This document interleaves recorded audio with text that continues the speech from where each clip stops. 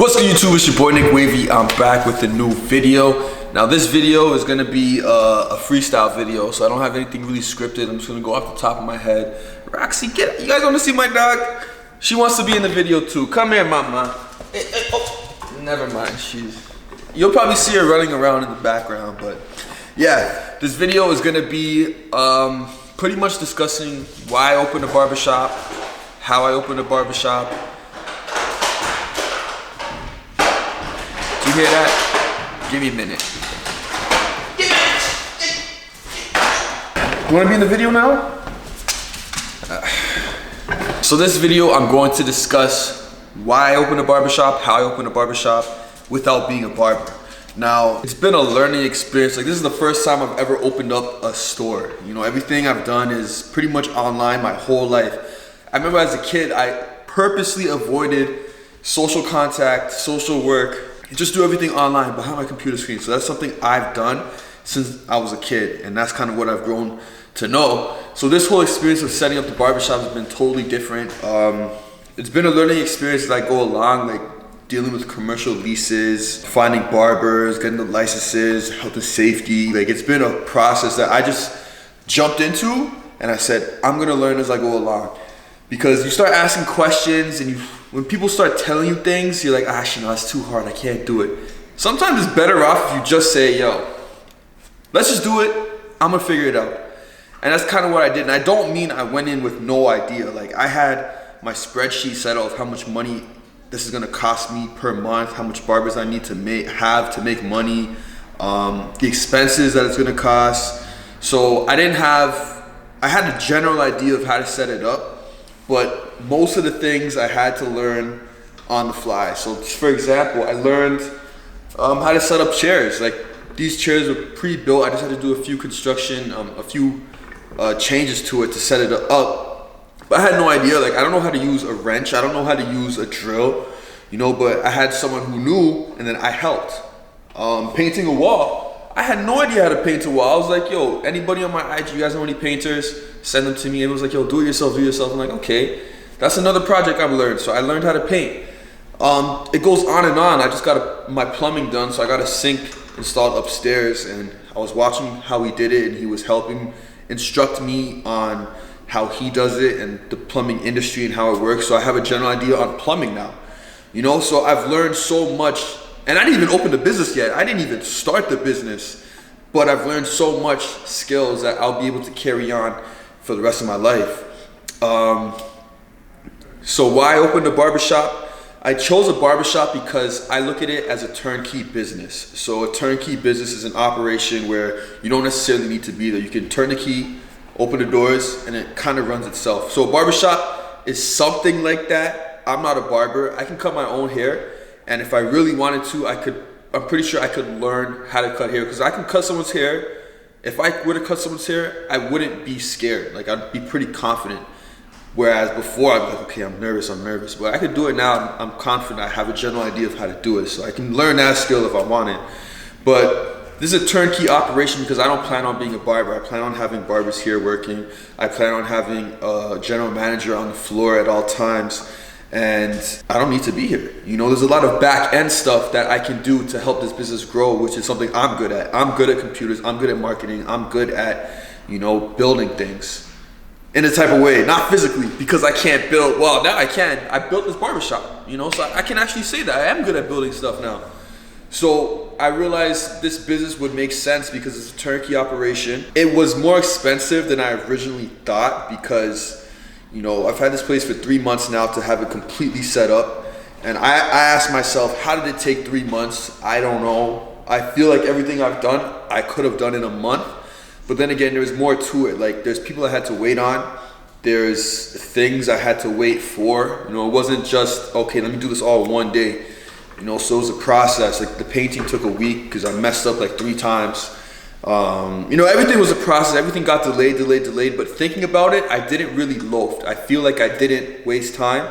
I just felt like there was a lot of little things that kept popping up that I had to deal with. And sometimes dealing with those things, I had to wait. And it wasn't up to me. So even the plumbing situation, like, it took me, I think maybe 2 or 3 weeks to really get the job done. Like, talking to my landlord, talking to the plumber, talking back to the landlord, and waiting for the plumber's availability. It took about 3 weeks, 2-3 weeks. So it wasn't all up to me. If it was all up to me, I would have it done in the first day, but it wasn't like that. I have 5 barber chairs, and I currently have 2 barbers that have moved their stuff in. I have 1 full-time barber who's ready to go every day, like he's dedicated to the shop, and I have another barber who also cuts at his house, and he cuts here on a few days of the week. So eventually I want him to make the complete switch here, and it's gonna be big. The location is crazy. It's a corner unit, downtown Toronto, and I feel like it did cost more money than I originally planned, and I can't wait any longer to open. Luckily, everything is done. I have everything set up. I got my health and safety today, so she told me, yo, you can start your business now.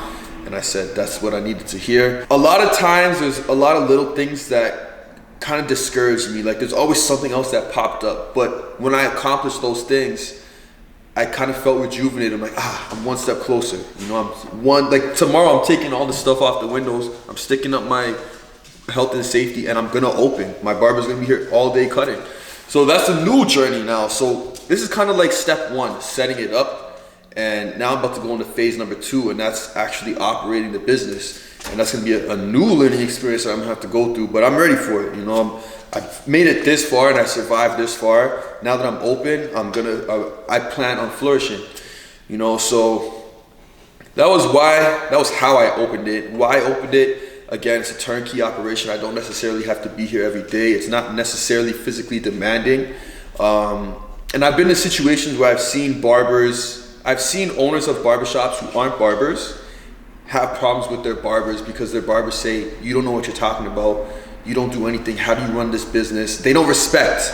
I've seen that happen at a previous barbershop. And after going through this, after setting this up, after seeing everything that it costs, my time, my energy, I have a new respect for turnkey operators of barbershops, because it's more than just putting in chairs and getting things going. It's way more than that. It took time, and it took energy, and it took money to get to this stage right here.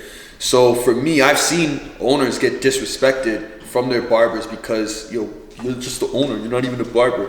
But I would never let a barber talk to me like that, or anybody talk to me like that, saying, what are you good for? You could never say that to me, because setting this place up was a challenge. It was a process, and I respect myself for doing it.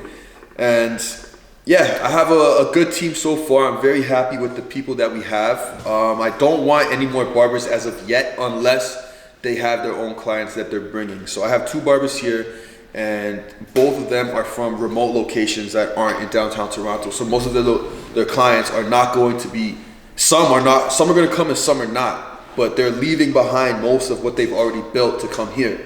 Now, I don't want to have 5 barbers in here fighting for walk-ins. You know, so I feel like it's going to be walk-ins for the first little bit until everyone gets established and starts making a switch. And I can see this business starting to grow as the days go by.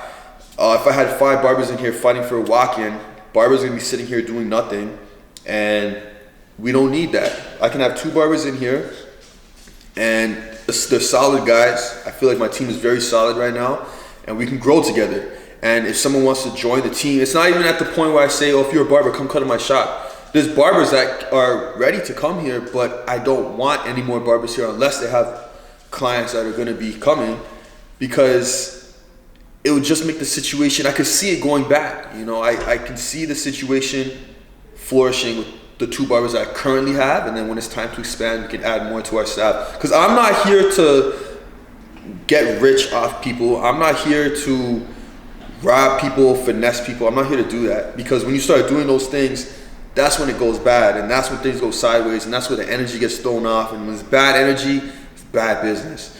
So for me, I like the team that I have. I want them to make money. I'm gonna pay them, or they get paid, and my general manager is gonna get paid before I even get paid. So I don't even plan on, well, I do plan on making money, 'cause that's my job to make this business grow, but everybody's gonna eat before I start eating, you know, and that's how good business is. You know, you make sure people are happy, and you treat people fairly, and then things will work out in your favor, because there's nothing worse than stress. And money and stress, I try to avoid that, because it doesn't need to be like that. If I like communication, if I could talk to you and tell you exactly what this business is gonna be like and how it's gonna go, and you could say, okay, let's do it, there should be no problems and no miscommunication. So yeah, that's how and why I opened the barbershop. To summarize it, turnkey operation. It's something related to the previous business I had, which is Wavy merch, as you guys already know.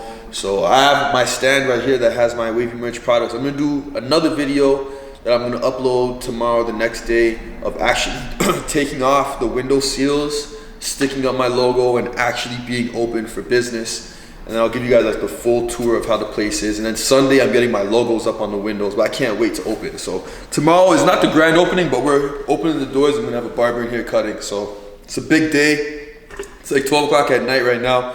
I just cleaned up. I'm shooting a video right now. And yeah, I'm excited. If you guys have any other questions, post in the comment section down below. Let me know. I'm trying to make more videos, and I am gonna make more videos because this is what I do now. I'm a business guy, and I can tell you guys a lot of stuff that I've learned and that I've went through during this process. So if you have any questions or inquiries, post in the comment section down below. Make sure you follow me on Instagram, Nick_Wavy, and the barbershop page is WavyCuts_TO. And smash the like button, subscribe to our notifications. And I'm happy, like, as long as this process was, it's gonna be a good moment tomorrow to take off the seals, put up my open sign, and it's gonna be good. I'm excited. So hope you guys enjoyed the journey, enjoyed the process, but it's pretty much done. Like, we made it. You guys can watch the videos of how the journey was. It's crazy. Roxy, chill out, girl. God damn. Oh, she peed on the mat. Good girl. I'm gonna catch y'all in the next video.